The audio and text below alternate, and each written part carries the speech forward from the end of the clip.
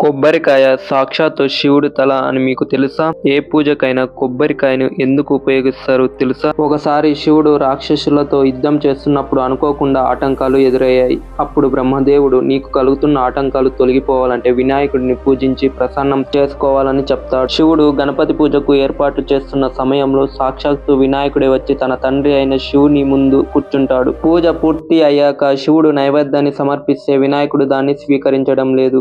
ఏ తిండి పదార్థాన్ని నైవేద్యంగా వినాయకుడికి సమర్పించినా కూడా దాన్ని స్వీకరించడం లేదు. చివరికి పార్వతీదేవి వచ్చి తనకు ఇష్టమైన పదార్థాలను ఇచ్చినా కూడా తిరస్కరిస్తున్నాడు. అప్పుడు శివుడు ఏమీ తోచక నీకు ఏమి కావాలో చెప్పు నాయనా అని అడిగితే గణపతి తండ్రి నీ తలకాయ సమర్పించు అని అడుగుతాడు. అప్పుడు శివుడు నా శిరస్సును అడుగుతున్నాడు అంటే దీంట్లో ఏదో మర్మం ఉంది అని శివుడు అనుకొని దాన్ని ధ్యాన భంగిమలో కూర్చొని ఆలోచిస్తూ దోసలు పట్టేసరికి తన దోసిలిలోనికి తెల్లగా మెరుస్తున్న గుండ్రని ఒక పదార్థం ప్రత్యక్షమైంది.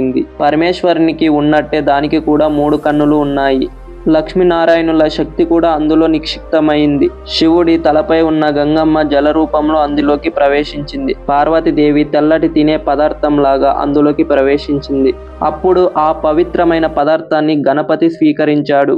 అలా అప్పటి నుండి ఇప్పటి వరకు కొబ్బరికాయ లేకుండా ఏ పూజ కూడా నిర్వహించరు. చివరి వరకు చూసిన వారు ఓం నమ శివాయ అని కామెంట్ చేయండి.